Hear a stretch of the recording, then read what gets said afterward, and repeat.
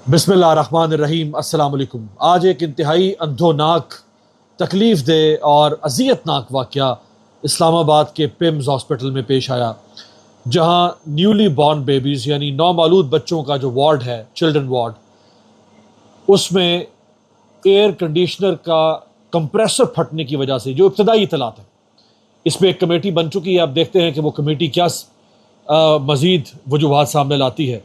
लेकिन इब्तदाई मालूमात के मुताबिक एसी का कंप्रेसर फटा, जिससे वहां आग लगी और 15 नौमालूद बच्चे, न्यूली बॉर्न बेबी 15 बच्चे झुलस कर मर गए।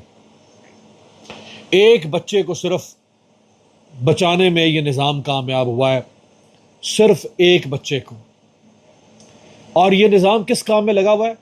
इमरान खान को ठोक के रखो, पीटीआई को ठोक के रखो। दिन रात साजिशें, महलाती साजिशें, शतरंज बिछा के रखी है इन्होंने। सियासत की चालें चल रहे हैं दिन रात।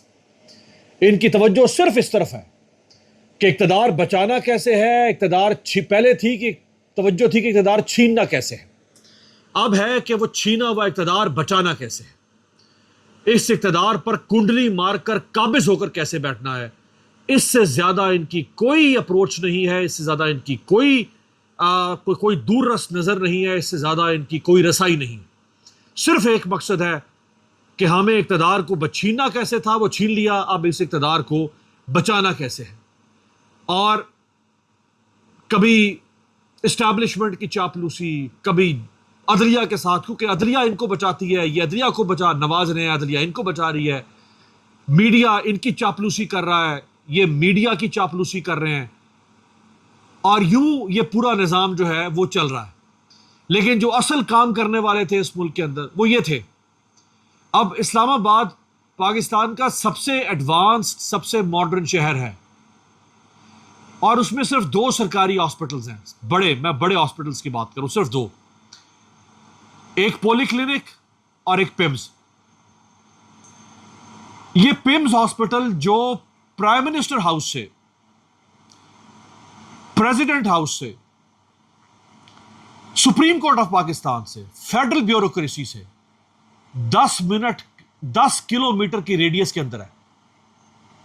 बल्कि 10 किलोमीटर भी ज्यादा बता रहा हूं, शायद 5 से 6 किलोमीटर की रेडियस पे हो। और वहां आग लग जाती है, और उस आग को बुझाने के लिए 20-25 मिनट के बाद अमला पहुंचता है। ऊपर जाने के लिए उनके पास रास्ता नहीं है, वो बाहर से मैनुअल सीढ़ियां लगा के तीसरे फ्लोर पर जाने की कोशिश करते हैं, खिड़कियां तोड़ के।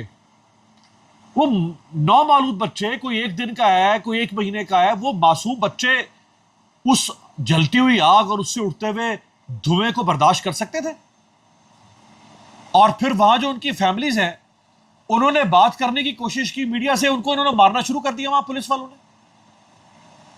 वो फैमिलीज वहां, वो तो मौजूद है ना, वो तो गवाह है कि वहां पे क्या हुआ है, कैसे आग लगी, किसकी गफलत थी, कोई डॉक्टर नहीं था, अमला नहीं था। हालांकि ये जो बच्चों का वार्ड है, या आईसीयू है, या कोई ऐसी जगह जहां पे मरीज इस काबिल ना हो कि वो अपने आप को सिक्योर कर सकता हो, वो तो हर वक्त सर्विलेंस में होता है। वहां तो हर वक्त सर्विलेंस होती है कि कहीं खुदा ना खास्ता को वाकया हो तो वो मरीज तो नहीं अपना कुछ कर सकता। तो वहां तो जो नर्सेज हैं, पैरामेडिक स्टाफ है, डॉक्टर्स हैं, वो फौरी तौर पे कुछ करेंगे ना। तो वहां डॉक्टर्स तो थे ही नहीं, वहां नर्सेज तो थी ही नहीं, आग लगी, उसके बाद को बचाने वाला नहीं था। अब ये 2 माएं वहां सड़क पे बैठ के क्या दुहाई दे रही हैं, जरा इनकी जुबानी सुने। सवाल यह है कि सारा का सारा स्टाफ एक साथ, पूरा कॉरिडोर, इवन नर्सिंग स्टेशन में भी नर्स भी कोई नहीं थी, सारा का सारा अमला। गायनी वार्ड है, एक गायनी की डॉक्टर नहीं थी, एक नर्स नहीं था, एक एनआईसीयू का डॉक्टर नहीं था, सिवाय आया नहीं थी। 2 आदमी जो अपने अपने बच्चों के लिए भाग रहे थे, या हम लोग जो भाग रहे थे, उसके अलावा एक बंदा वहाँ नहीं था। एक साथ और घंटे बाद ये डॉक्टर रिमशा और 2 डॉक्टर एनआईसीयू के, तीनों डॉक्टर, ये लोग नीचे से भागते हुए आ रहे थे। ये जवाब दे के ये एनआईसीयू लॉक करके क्यों गए? मैं एनआईसीयू में खुद भाग के गई हूँ। एनआईसीयू हमने लॉक कहा था, हम अपना बच्चा जलता जैसा भी हो निकाले, वो एनआईसीयू लॉक था, क्यों लॉक था? मुझे इस बात का जवाब दे। सारा स्टाफ एक साथ क्यों गया था? ये अल्लाह की कोई कुदरत नहीं है आग लगना, ये इन लोगों ने जानबूझ के किया है। या बच्चे गायब किए हैं या जलाए हैं, ये जानबूझ के किया है। ये अल्लाह की कुदरत नहीं है। अल्लाह की कुदरत थी, दरवाजे क्यों लॉक हुए? डॉक्टर किधर थे? एक डॉक्टर का एक बाल नहीं जला, सिर्फ बच्चे जलने थे। मैं नहीं मानती। डॉक्टरों मोहसिन नकवी जो कि इस इस्लामाबाद का मिनिस्टर है, यानी इस्लामाबाद के काफ़ी मामलात मोहसिन नकवी की मिनिस्ट्री के अंदर आते हैं, वो मोहसिन नकवी अमेरिका और ईरान की जंगें हल करवाता फिर रहा है, जिसका काम ही नहीं है। ये अंदाज़ा करें आप, जिसका काम ही नहीं है, जो वज़ीर ख़ारजा नहीं है, जो वज़ीर दाखिला है, CDA उसके मातहत है, वो वहाँ अमेरिका और ईरान की जंगें हल करवा रहा है। मुस्तफ़ा कमाल जो वज़ीर सेहत है, जिसके नीचे ये इस्लामाबाद के दोनों हॉस्पिटल्स आते हैं सरकार के, वो वजीर सेहत पिछले चंद दिनों से इस्टेब्लिशमेंट के वो नए सूबे बनाने वाले एजेंडे के ऊपर काम कर रहा है। वो कहता है कि जी नए सूबे बनने चाहिए, चूंकि छोटे सूबे होंगे तो गवर्नेंस बेहतर होगी। और तुमसे एक इस्लामाबाद के 2 अस्पताल तो ठीक हो नहीं पा रहे। 2.5 साल से तुम फेडरल मिनिस्टर हो, 2.5 साल से इस्लामाबाद के ये 2 सरकारी अस्पताल ये तो तुमसे ठीक हो नहीं पा रहे।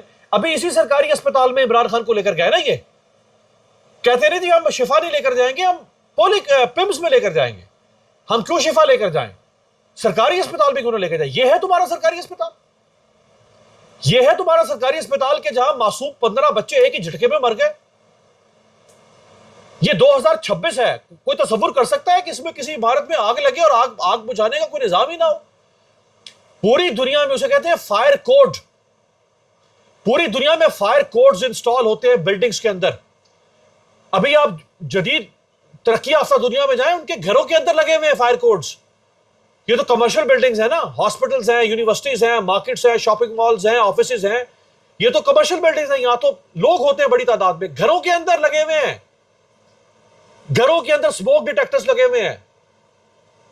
ये जो फायर कोड्स होते हैं, ये क्या होते हैं? जैसे बिल्डिंग बायलॉज होते हैं, इसी तरह फायर कोड्स इंस्टॉल होते हैं। जब भी कोई नई इमारत बनती है, उसमें फायर एक्सटिंग्विशर्स होते हैं। आपने वो आग बुझाने के लिए आलात रखे हुए होते हैं। फायर ब्लैंकेट्स होते हैं, स्मोक डिटेक्टर्स होते हैं, फायर सेफ्टी एग्जिट्स होते हैं, वाटर स्प्रिंकलर्स होते हैं। मुख्तलिफ तरीका से ये इन सबको कहते हैं फायर कोड। ये उस फायर कोड के कंपोनेंट हैं। जब ये जिस बिल्डिंग में ये सारे कंपोनेंट इंस्टॉल हो, इसका मतलब है वो बिल्डिंग काफी हद तक महफूज होती है। अगर वहां आग लग जाए खुदा ना खास्ता, तो आग बुझाई जा सकती है। आग लग जाए तो खुदा फायर हाइड्रेंट्स होते हैं। पाकिस्तान में फायर हाइड्रेंट का तस्वुर ही नहीं है। फायर हाइड्रेंट ये होता है कि हर ऐसी बिल्डिंग के बाहर जहां पे ज्यादा लोग होते हो, जैसे हॉस्पिटल्स हैं, शॉपिंग मॉल्स हैं, यूनिवर्सिटीज हैं, स्कूल्स हैं, ऑफिसेज हैं, कमर्शियल एरियाज हैं, वहां बिल्डिंग्स के बाहर फायर हाइड्रेंट्स होते हैं। यानी वो आपके फायर ब्रिगेड की गाड़ी आती है, वो कुछ पानी तो लेकर आ जाएगी। अब वो गाड़ी आएगी तो वहां फायर हाइड्रेंट लगा होता है। यानी आप समझ लें कि वाटर टैंकर्स होते हैं, वाटर स्टोरेज होती है वहां पे, सिर्फ फायर फाइटिंग के लिए। वो फायर ब्रिगेड की गाड़ी आएगी, वो अपना पानी के पाइप की होस उस फायर हाइड्रेंट के साथ कनेक्ट करेगी। जो हाइड्रेंट वहां इंस्टॉल हुआ है बिल्डिंग्स के बाहर, वहां से पानी सक करती रहेगी और आग बुझाती रहेगी। हमारे यहां क्या होता है, फायर ब्रिगेड की गाड़ी आई, वो जितना पानी लेकर आई, उसने वो आग बुझाने की कोशिश की, वो पानी उसने छिड़क दिया, पानी खत्म हो गया, वो फिर वापस भाग के जाएगी, फिर कहीं से पानी भर के लाएगी, इतने में आग और भड़क जाएगी। इस मुल्क का तो कोई कल सीधी ही नहीं है। ये मुल्क पता नहीं किन हालात में चला गया हुआ है। ये जो बातें मैं आपसे कर रहा हूं, ये बातें इस मुल्क में शायद आप लोग अगर पाकिस्तान में आप रहते हैं, आपने ये बातें कभी सुनी नहीं होंगी। ये जो बर्न सेंटर है, बर्न यूनिट्स, जहां उन मरीजों को लाया जाता है जिनको आग लग जाती है, जो आग से झुलस जाते हैं। आप जानते हैं कि इस्लामाबाद से लेकर पिंडी से लेकर लाहौर तक सिर्फ एक बर्न यूनिट है पूरे GT रोड के ऊपर, सिर्फ एक बर्न यूनिट। रास्ते में गुजरांवाला है, गुजर खान है, जेलम है, सियालकोट है, ये सारे इलाके रास्ते में आते। एक सिर्फ वहां पे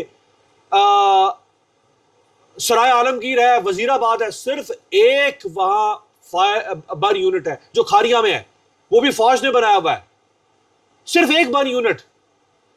इस्लामाबाद पिंडी में आग लगे, उनको वहां ले जाने की कोशिश की जाती है बशर्ते के वो खाली हो। इस्लामाबाद में आग लग जाए, आपको कोई वाली वारिस नहीं है। रावलपिंडी में आग लग जाए, कोई वाली वारिस नहीं है। मैं खुद जाती तजर्बे के से आपकी बुनियाद पर आपको बता रहा हूं। मेरे ऑफिस में काम, मेरा एक एम्प्लॉय, उसका बच्चा आग में झुलस गया था, उसको हमने सीएमएच रावलपिंडी में एडमिट किया। उससे ज्यादा उस बच्चे का इलाज नहीं हो पा रहा था। उन्होंने कहा इसको खारियां लेकर जाएं, यानी रावलपिंडी में नहीं है। और ये लगे हुए हैं जी हम इक्तदार की रस्साकशी, मीडिया के साथ पंगा, पॉलिटिकल पार्टीज के साथ शरारतें, जाली इलेक्शन, चोरी इलेक्शन। 4.5 साल हो चुके हैं इस निजाम को बने हुए। और छोड़ दो यार तुम सारे पाकिस्तान को, तुम इस्लामाबाद को मॉडर्नाइज नहीं कर सके। तुम इस्लामाबाद के कहां है वो हुकूमतें, कहां है वो ओहदेदार? मुस्तफा कमाल जो वजीर सेहत है, उससे इस्तीफा तक क्यों नहीं लिया अभी तक शहबाज शरीफ ने? उसने रिजाइन क्यों नहीं किया? नहीं लेगा उससे शहबाज शरीफ इस्तीफा। मुअत्तल किसको किया? सेक्रेटरी सेहत को। वो सरकारी मुलाजिम है। और चंद दिन के बाद वो सेक्रेटरी सेहत दोबारा बहाल होकर किसी और ओहदे पर लगा हुआ होगा। ये मैं आपको 25 साल मैंने इस निजाम को देखा है, उसकी बुनियाद पे आपको बता रहा हूं। चंद दिन के बाद वो यहां से बहाल होगा, किसी और ओहदे पर लगा हुआ होगा। वजीर सेहत से शहबाज शरीफ ने इस्तीफा नहीं लिया। क्यों? क्योंकि वजीर सेहत एमक्यूएम का है, एमक्यूएम उनकी पार्टी है, उन्होंने साथ बिठाया हुआ है। मुस्तफा कमाल इलेक्शन चोरी करके आया है, हारी हुई सीट पर आया है मुस्तफा कमाल। पूछे कादिर बंदोखेल से जो पीपल्स पार्टी के उम्मीदवार थे, कादिर बंदोखेल से पूछे कि मुस्तफा कमाल कैसे जीत कर आया। उनको नहीं हटाया जाएगा वजीर सेहत को। और वो वजीर सेहत लगा हुआ जी मैं सूबे बनाऊंगा, सूबे बनाऊंगा, सूबे बनाऊंगा, ताकि मुल्क में गवर्नेंस अच्छी हो। भाई तुम सूबे बना भी लो, कोई भी सूबा पाकिस्तान में इस्लामाबाद से छोटा नहीं होगा। इस्लामाबाद पाकिस्तान का सबसे छोटा एडमिनिस्ट्रेटिव यूनिट है, सबसे छोटा। और वहां कॉन्सेंट्रेशन ऑफ पावर देखें, वहां कॉन्सेंट्रेशन ऑफ मीडिया देखें, concentration of business, civil society देखें, इतना एडवांस यार। इसके बावजूद वहां पे आए रोज, ये तो पहली आग अभी लगी, बच्चे मर गए तो हुआ हाहाकार मच गई है। वरना इस्लामाबाद के जो ये सब्जी मंडी है, वहां इतवार बाजार है, वहां कई दफा आग लग चुकी है, कई दफा आग लग चुकी है। इसके अलावा बहुत सारे इलाकों में आग लग चुकी है, कभी कुछ नहीं हुआ। कमीशन बनते हैं, कमेटियां बनती हैं, बस ढक्कन रखा, ताली बजाई, दफा दूर। तो ये लगा हुआ जी मैं नए सूबे बनाऊंगा। और इतना सा इस्लामाबाद है, इतना सा छोटा सा, क्या पिंडी का शोरबा। उस इस्लामाबाद के अंदर तो तुम लोग चीजों को ठीक कर नहीं सके यार 5 साल से। और अब तुम चले हो मैं नए सूबे बनाऊंगा। कोई भी सूबा इस्लामाबाद से तो छोटा नहीं होगा ना, बड़े ही होंगे ना। जब तुम छोटे से यूनिट को ठीक नहीं कर सकते, जो कि एस्टैब्लिश यूनिट है, डेवलप्ड यूनिट है, तो तुम एक नए सूबे के अंदर क्या जख मारोगे? अजीब। इस मुल्क के अंदर सिर्फ और सिर्फ ये जो कुछ है, इसकी वजह सिर्फ एक है, सिर्फ एक है कि आप इलेक्शन चोरी करते हैं। आप यहां पे जेन्युइन हुकूमतें नहीं बनने देते। जब जेन्युइन हुकूमतें नहीं बनती हैं, मैंडेट चोरी करके लोग लेकर आते हैं, वो काम ही नहीं करते, उनको परवाह ही नहीं है उनको उनकी बला से। क्योंकि उनको पता है कि उनको फौज लेकर आई थी और फौज नहीं लेकर आना है दोबारा। तो क्या जरूरत है उनको काम करने की, दिन रात इस मुल्क के सिस्टम्स, गले सड़े निजाम को ठीक करने की क्या जरूरत है? भाड़ में जा सिस्टम खुद ब खुद चला हुआ है ना, ऑटो रन पे लगा हुआ, ऑटो पायलट पे डंग टपाओ काम चल रहा है, चलता रहेगा।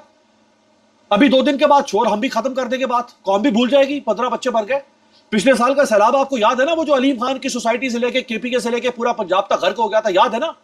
क्या बना? ये भी फिर सितंबर शुरू होने जा रहा है। खुदा ना खास्ता इसी सितंबर में सैलाब आया था ना, अभी फिर सितंबर में अगर सैलाब आएगा तो फिर क्या करेंगे? याद है पूरे साल में कुछ हुआ था? नहीं, किसी को भी याद नहीं। क्यों? क्योंकि भाई इलेक्शन चोरी करके आए हैं और चोरी करके आना है। जो चोर होगा वो माले मुफ्त समझता है, माले मुफ्त, दिले बेरहम। चोर चोरी के माल के साथ क्या प्यार करेगा यार? जो चोर चोरी करके हुक्मरान आके बैठेगा, उसको क्या परवाह होगी मुल्क से, क्या प्यार होगा मुल्क से? नवाज शरीफ को तो पहुंचा दिया गया था वहां लंदन 4 साल के लिए इलाज करवाने के लिए, घर पे आईसीयू बन गया था। जरदारी दुबई में जाके इलाज करवाता रहा। इलेक्शन चोरी हर मसले का बुनियादी मसला है। खुदा हाफिज।